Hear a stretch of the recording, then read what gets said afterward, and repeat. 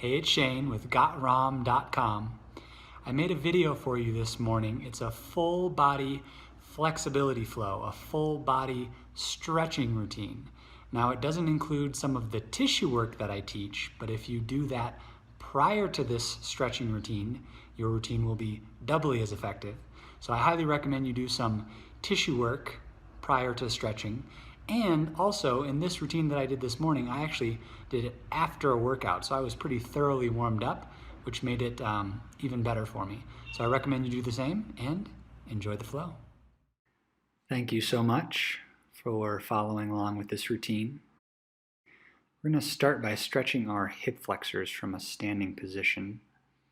You can reach your arm up to the sky and let your knee rest on the ground. Breathing and relaxing. You also can shift your weight forward and backwards. From there, we're going to move on to getting the glute on the opposite side. So notice how I'm twisting my belly button towards my shin, making little pulsing motions. It helps to nudge the stretch a little bit deeper. We're going to transition right away into a quad stretch. Reach back and grab your foot, pull the heel to butt, lean forward. I'm resting my left shoulder on my left knee for stability. Then we transition to downward dog. I'm trying to feel an arching sensation in my upper back. No pinching in the shoulders, just a simple arch in the upper back. Then step forward, put your hands on your thigh, crunch and drop the back leg. So you're getting a hip flexor stretch on the trail leg, the leg that's trailing behind. Breathing and relaxing. Again, you can lift up the same side arm as the leg that's trailing behind. So left arm, left leg. Notice how I even raise my heel up a little bit just to get a little increase in the stretch. That pushes my pelvis into posterior tilt and increases the stretch. And then we go and get the glutes, twisting the glutes into more external rotation in this Spiderman type position. And then reach back, steady, steady. I know I make it look a little easy. You might wobble and fall when you're reaching for that back foot, but do your best. Notice how I'm resting my shoulder on my thigh for support and stability. You could also lean against a wall on the far side or a couch or something if you don't have the balance to hold that position. From there, we're going to stand and do a standing hamstring stretch, a one leg forward fold. I also like to bring my toes up towards my face and do some kind of ballistic stretching, pulsing. Notice my hand is twisting out my thigh. A subtle external rotation, even some shaking, some vibration helps to relax the muscle. From there, we're going into a front splits-like position. Of course, if you can't do the splits, then you won't go all the way down into the splits. You can use 2 chairs on each side of your body or 2 yoga blocks if you're a little closer to the front splits. Raising your hands up puts all the stress on the muscles, so you build a little strength as you're building length. Then we switch to the other leg, single leg forward fold. Don't worry if you touch your head to your leg, just get a decent hamstring stretch. Also, this foot up position really emphasizes the whole fascia. The fascia goes from the bottom of your foot all the way up through your whole body, and if people don't stretch their hamstring with the toes cocked up towards their face, they're missing out on some gains in range of motion. And then we go to splits on the other side. It's always good to test both sides to see where you are a little bit asymmetrical. Aiming for symmetry in all of your range of motions is really important. So keep your chest up, up, up in the splits. Eventually take your hands off the ground. And then we smoothly flow to another hamstring variation that I like.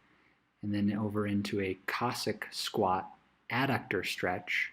So this is stretching the long adductors, preparing you for the pancake splits or pancake splits like positions, not necessarily full pancake splits. Notice I do a little bit of bouncing, which nudges me deeper into the stretch. This is a wushu, kung fu, ballistic stretching style, only to be used when you've got a little bit of experience with stretching. So notice my hand is reaching out towards my foot or to grab my foot. The target is high up in the groin. Notice how I'm shaking and vibrating and wiggling and prying. It's important to not be too static in your poses. You gotta wiggle and move a little bit. Then we're flowing into crow pose, another groin opener, adductor stretch. After crow pose, we smoothly transition into frog, another groin opener, preparing you for pancake and middle splits. I'm keeping my chest up. I'm squeezing my glutes slightly to centrate my hips, and I'm lifting my chest and then wiggling, just trying to create some space in the hips. From there, I'm going to hop up, do a wide sumo stance. This is horse stance in martial arts.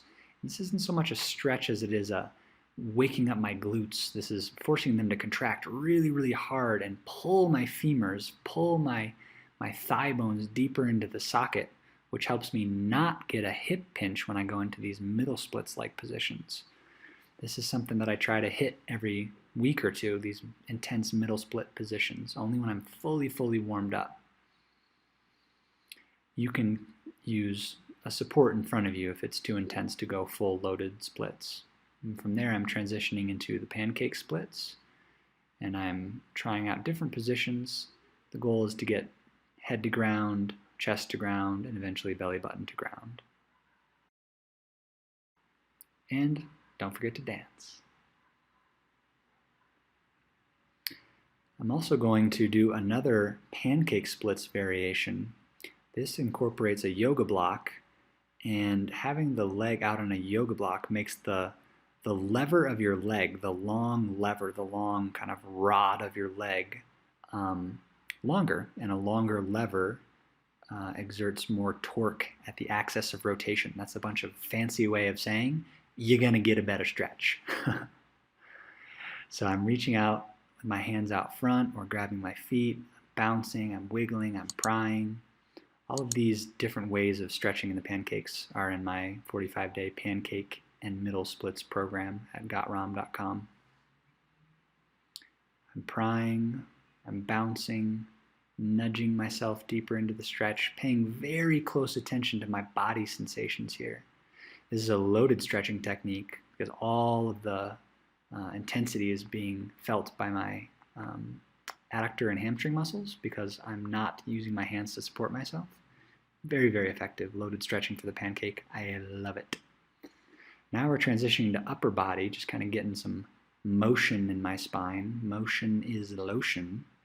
And I'm just kind of flowing between flexion and extension, or I can slow it down and go one little segment at a time, which helps to increase my spinal awareness and make sure that I'm not just blindly going through cat-cow pose. And then again, I'm transitioning into downward dog, trying to get a little shoulder opener, a little thoracic spine posture opener. And then watch my fingertips. I'm coming up onto my fingertips, and I'm trying to feel an arch in my upper back. I feel nothing in my lower back, just my upper back. This is another big, what in yoga they call heart openers. I call it thoracic extension training. Prefer the anatomical term. So I'm feeling all this in my upper back, not my low back. This is puppy pose or extended puppy pose in yoga, which is more intense of a stretch for your upper back. And then this is another variation that I really like that I've borrowed from contortion training. Contortionists are known for being super bendy, so we can take some of their best practices for our own back bending practices. Breathing into my upper back, pulling my shoulder blades down into my back pockets.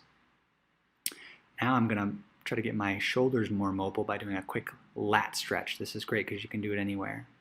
So I'm side bending on the far side away from you towards the wall, and my other leg is coming out to the side to help keep me balanced. So I'm pinning my hand down to the ground, palm up to the sky. That's shoulder external rotation, which is a better position for your shoulder joint. And then I'm twisting my hips away from my shoulder, trying to make the lateral line of my body a long rainbow shape, very rounded rainbow shape on the lateral side of my body. It's a great lat stretch. And then we're going to transition to a little bit of spinal rotation. Sometimes your spinal extension, which you need for back bridging, which we're about to get into, is affected by your spinal rotation. So watch as I not only rotate, but I rotate and side bend a little bit. Rotation and side bend, or just wiggling, helps kind of create some space in your spinal segments and makes them be more symmetrical and safer for when you get into your deep back bending. So I'm flowing into my back bend. You can start from the ground, maybe a little easier way to do it, but if you want to have a little fun, try rotating into it. little bridge rotation. By touching my head like that, I'm kind of sinking deeper into the arching sensation in my upper back. I'm up on my toes.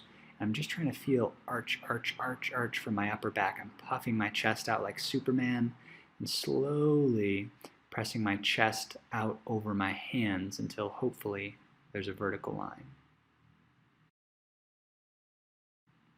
So that's a deep back bend. You could also do that with your feet elevated if you're not so flexible in your back bending. Then I'm going to do a little counter pose. That was a lot of thoracic extension, a lot of arching in my upper back, and now I'm going to put a little round in my upper back and breathe and feel that kind of thoracic flexion stretch. This is called a counter pose in yoga, and it's a good way of just kind of restoring a feeling of normalcy and kind of relaxation in your body. And speaking of relaxation, we're going to finish up with a little child's pose. Very restful posture for your hips, your rib cage and diaphragm and pelvis are in a good position. You can breathe deeply and relax.